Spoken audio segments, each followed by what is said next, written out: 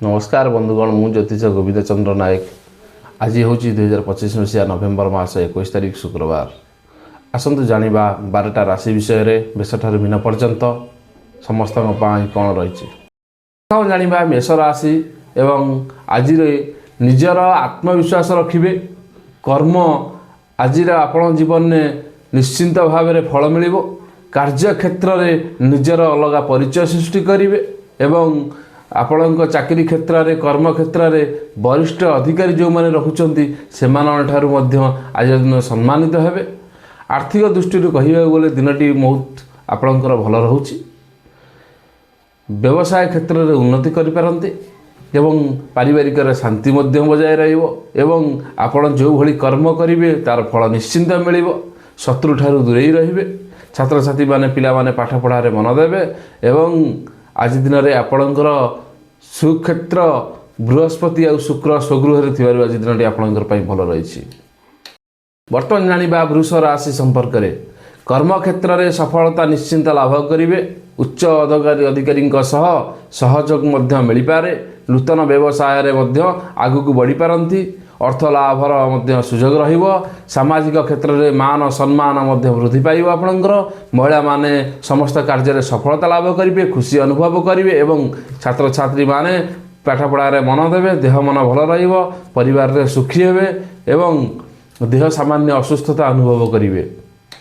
जानिबा मिथुन राशि संपर्क में कर्म क्षेत्र में उन्नति रहिबे एवं प्रत्येक कार्य में सफलता आपण आज लाभ करिपारंती।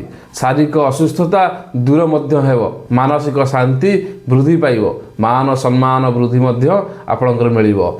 महिला माने घर भितर शांति श्रृंखला परिवारटा को आगू बढ़ाई नेबे एवं आपणकर आज दिन में सतर्क रही। विशेषकर जान वाहन क्षेत्र में एवं छात्र छात्री माने आज दिन पाठ पढ़ारे मन देवे।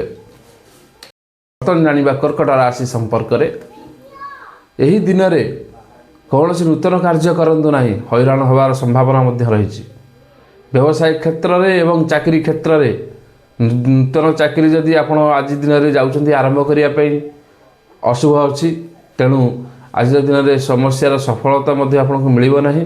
माली मकदमार आज दिन में आपणकर दिनटी कटिपारे एवं शत्रु आपणकर दमन करिपारंती। विशेषकर लड़तु नहीं क्या संगे एवं आज दिन में जदि आप कौन जगह को जाऊँ देखी चाही जातु एवं लोक सहित संपर्क जदि बढ़िया चाहते देखिकी बढ़ातु।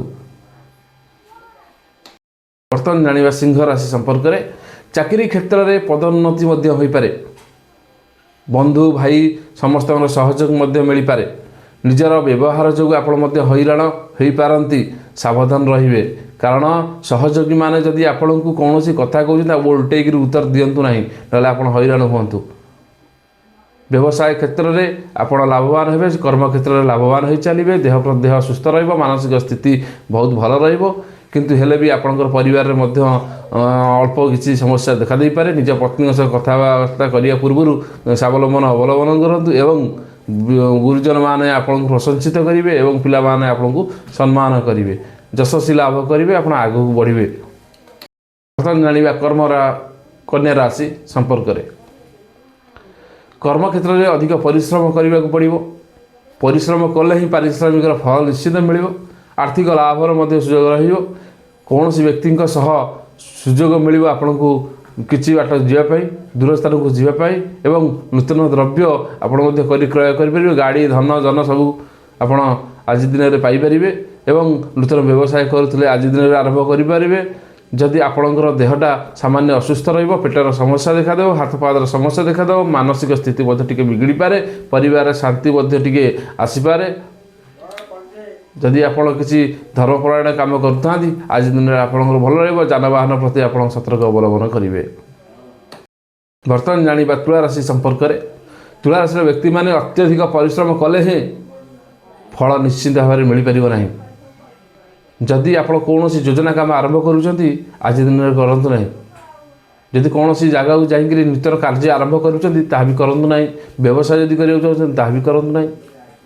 जदि कौन आपण गोटा लोक सहित आप डाकुं घर को कौन क्षेत्र में कम करने आप असुविधार सम्मुखीन हो पारती।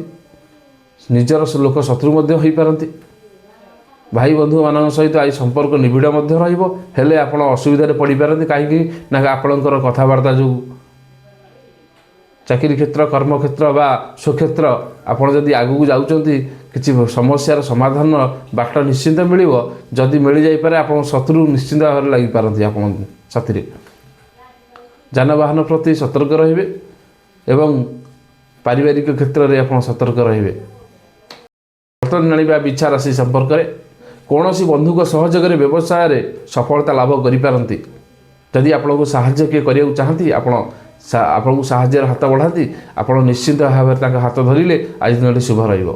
ଏବଂ ଚାକିରି କ୍ଷେତ୍ରରେ ଉଚ୍ଚ ଅଧିକାରୀଙ୍କ ସହିତ ମଧ୍ୟ ଆପଣଙ୍କୁ କୌଣସି ଉଚ୍ଚାଭିଳାଷ କାମ କରିବାକୁ ପଡ଼ିପାରେ, କିନ୍ତୁ କାମ ଉପରେ ଟେନସନ୍ ରହିପାରନ୍ତି। ଆଜିର ଦିନରେ ଆପଣଙ୍କର ଅଶୁଭ ପରିଚୟ ସୃଷ୍ଟି କରିବ ନା। ଯାନବାହନ ପ୍ରତି ସତର୍କ ଦେବେ, ଯିବା ଆସିବା କଲାବେଳେ ସତର୍କ ଅବଲମ୍ବନ କରିବେ। ଏବଂ ଛାତ୍ରଛାତ୍ରୀମାନେ ପାଠପଢ଼ାରେ ମନ ଦେବେ, ଆଉ ଗୁରୁଜନମାନେ ଆପଣଙ୍କୁ ସ୍ନେହ କରିବେ ଏବଂ ଆପଣଙ୍କର ସୁଖାଦ୍ୟ ଭୋଜନ ଆଜିର ଦିନରେ ରହିବ। ଜାଣିବା ଧନୁ ରାଶି ସମ୍ପର୍କରେ। ଧନୁ ରାଶିର ବ୍ୟକ୍ତିମାନଙ୍କ ପାଇଁ କ'ଣ ରହିଛି? କର୍ମକ୍ଷେତ୍ରରେ କର୍ମଚାରୀମାନେ ହଇରାଣ ମଧ୍ୟ କରାଇ ପାରନ୍ତି। କୌଣସି ନୂତନ ଯୋଜନା ଯଦି ଆପଣ ଆରମ୍ଭ କରୁଥିବେ, ଖର୍ଚ୍ଚ ମଧ୍ୟ ଆପଣଙ୍କର ହୋଇପାରେ। ନୂତନ ଭୂମି ମଧ୍ୟ କ୍ରୟ କରିପାରନ୍ତି, କିନ୍ତୁ ଦେଖି ଚାହିଁକିରି କିଣନ୍ତୁ ନାହିଁ, ତ ଆଜି ଆପଣ ହଇରାଣରେ ମଧ୍ୟ ନିଶ୍ଚିତ ଭାବରେ ପଡ଼ିପାରନ୍ତି। ବ୍ୟବସାୟ କ୍ଷେତ୍ରରେ ବନ୍ଧୁମାନେ ଆପଣଙ୍କୁ ସାହାଯ୍ୟ କରିବେ। ବନ୍ଧୁବର୍ଗ ଯେଉଁମାନେ ରହୁଛନ୍ତି, ଭାଇ ବନ୍ଧୁ କୁଟୁମ୍ବ ଆପଣଙ୍କର ସାହାଯ୍ୟର ହାତ ବଢ଼ାଇବେ। ଏବଂ ଆପଣ ଯଦି କୌଣସି କାମ, ଯଦି ନୂତନ କାମ ବ୍ୟବସାୟ କରୁଛନ୍ତି, ଆଜି ଦିନରେ କରିପାରିବେ। ଦେହ ସୁସ୍ଥ ରହିବ, ମନ ସ୍ୱସ୍ଥ ରହିବ, ପିଲାମାନେ ଖୁସିରେ ରହିବେ, ପାଠପଢ଼ାରେ ମନ ଦେବେ। ପତ୍ନୀଙ୍କ ସହିତ ଆଜି ଦିନଟି ଖୁସିରେ ବିତିବ ଏବଂ ପାରିବାରିକ ଶାନ୍ତି ଫେରିବ। ସବୁ କ୍ଷେତ୍ରରେ ଆଜି ଦିନଟି ଆପଣଙ୍କର ଭଲ ରହିବ। ଯାନବାହନ କ୍ଷେତ୍ରରେ ବିଶେଷ କରି ଆପଣଙ୍କର ବହୁତ ଶୁଭ ରହିଛି। ନୂତନ ଯାନବାହନ କିଣିଲେ, ସୁନା ଦ୍ରବ୍ୟ କିଣିଲେ ଆଜି ଦିନଟି ଆପଣଙ୍କର ଶୁଭ ରହିବ। ମକର ରାଶି ବିଶେଷ କରି ବ୍ୟବସାୟରେ ଲାଭବାନ ହେବେ। ବନ୍ଧୁମାନେ ସହଯୋଗ ମଧ୍ୟ ଆପଣଙ୍କୁ କରିପାରିବେ। ପାରିବାରିକରେ ସୁଖ ଶାନ୍ତି ମଧ୍ୟ ରହିବ। ଆପଣଙ୍କର ବିନମ୍ରତା ଯୋଗୁଁ ସମସ୍ତେ କାର୍ଯ୍ୟରେ ହାସଲ ମଧ୍ୟ କରିପାରନ୍ତି ଏବଂ ପିଲାମାନେ କ୍ଷେତ୍ରରେ ଦେହର ସାମାନ୍ୟ ଅଶାନ୍ତି ଘଟିପାରେ ଏବଂ ଆପଣଙ୍କର ମୁଣ୍ଡର ସ୍ଥିତି ମଧ୍ୟ ଟିକେ ଚେଞ୍ଜ ହୋଇପାରେ। ପାରିବାରିକରେ ଟିକେ ସାମାନ୍ୟ ଅଶାନ୍ତି ଲାଗି ମଧ୍ୟ ପାରେ। ଗାଡ଼ି ଯାନବାହନ ପ୍ରତି ଆପଣ ଯଦି କୌଣସି କ୍ଷେତ୍ରକୁ ଯାନବାହନରେ ଯାଉଛନ୍ତି, ସତର୍କ ଅବଲମ୍ବନ କରିବେ, ନାହିଁ ତ ଦୁର୍ଘଟଣାର ଶିକାର ମଧ୍ୟ ହୋଇପାରନ୍ତି। ବ୍ୟବସାୟ କ୍ଷେତ୍ରରେ ଆପଣ ଯଦି ଯେତିକି ଯାଉଛନ୍ତି ମାର୍କେଟକୁ କି ଯେତିକି କର୍ମକ୍ଷେତ୍ରକୁ ଯାଉଛନ୍ତି କାମ କରିବା ପାଇଁ, ସତର୍କ ଅବଲମ୍ବନ କରିବେ, ନାହିଁ ତ ମନ ମୁତାବକ ଫଳ ମଧ୍ୟ ପାଇପାରିବେନି ଏବଂ ଶତ୍ରୁ ମଧ୍ୟ ଆପଣଙ୍କ ସାଙ୍ଗରେ ଲାଗିପାରିବେ। ଜାଣିବା କୁମ୍ଭ ରାଶି ସମ୍ପର୍କରେ। ଏବଂ କୁମ୍ଭ ରାଶିର ବ୍ୟକ୍ତିମାନଙ୍କ ପାଇଁ ଆଜି କ'ଣ ରହିଛି ନା, ନିଜର ଇଚ୍ଛା ପୂରଣ ପାଇଁ ଆପଣଙ୍କୁ କଠିନ ପରିଶ୍ରମ କରିବାକୁ ପଡ଼ିବ। ଯଦି କିଛି କାର୍ଯ୍ୟ ହାସଲ କରିବା ପାଇଁ ଚାହୁଁଛନ୍ତି, କିଛି ବାଟ ଆଗକୁ ଯିବାକୁ ପଡ଼ିବ ଏବଂ ଦେହର ସାମାନ୍ୟ ଅସୁସ୍ଥତା ମଧ୍ୟ ରହିବ। ଲୋକଙ୍କ ସହିତ ସୁସମ୍ପର୍କ ନିବିଡ଼ କରିବେ। ଯଦି ନିବିଡ଼ କରନ୍ତି, ଦେଖି ଚାହିଁକି ନିବିଡ଼ କରିବେ, ନାହିଁ ତ ଆଜି ଦିନରେ ଆପଣ ହଇରାଣ ମଧ୍ୟ ହୋଇପାରେ। ଶତ୍ରୁମାନେ ଆପଣଙ୍କୁ ହଇରାଣ ମଧ୍ୟ ପକାଇ ପାରନ୍ତି। ବ୍ୟବସାୟ କ୍ଷେତ୍ରରେ ଲାଭାନ୍ୱିତ ହେବେ, ଚାକିରି କ୍ଷେତ୍ରରେ ଲାଭାନ୍ୱିତ ହେବେ ଏବଂ କାମର ପ୍ରେସର ମଧ୍ୟ ନିଶ୍ଚିନ୍ତ ପଡ଼ିବ ଆପଣଙ୍କ ଉପରେ। ଆଜିର ଦିନରେ ଚିନ୍ତାର କାରଣ ମଧ୍ୟ ରହିବ। ସ୍ୱାମୀ କ୍ଷେତ୍ରରେ, ସ୍ତ୍ରୀ ଭାଇ କ୍ଷେତ୍ରରେ, ଯଦି ପିଲାମାନଙ୍କ କ୍ଷେତ୍ରରେ ଆପଣ ଯଦି କୌଣସି କାମ କରୁଛନ୍ତି, ତାଙ୍କ କ୍ଷେତ୍ରରେ ଦେଖି ଚାହିଁ କାମ କରିବେ, ନାହିଁ ତ ହଇରାଣ ହେବାର ସମ୍ଭାବନା ରହିଛି। କୌଣସି କ୍ଷେତ୍ରରେ ଆପଣ କାହାକୁ ପଇସା ପତ୍ର ଦିଅନ୍ତୁ ନାହିଁ ଆଜିର ଦିନ, ନାହିଁ ତ ଠକାମିର ଶିକାର ହୋଇପାରନ୍ତି। ଆପଣଙ୍କର ପେଟର ସମସ୍ୟା ମଧ୍ୟ ଦେଖାଦେବ ଏବଂ ମାନସିକ ଚିନ୍ତାଧାରା ଆପଣଙ୍କର ବଦଳିବ।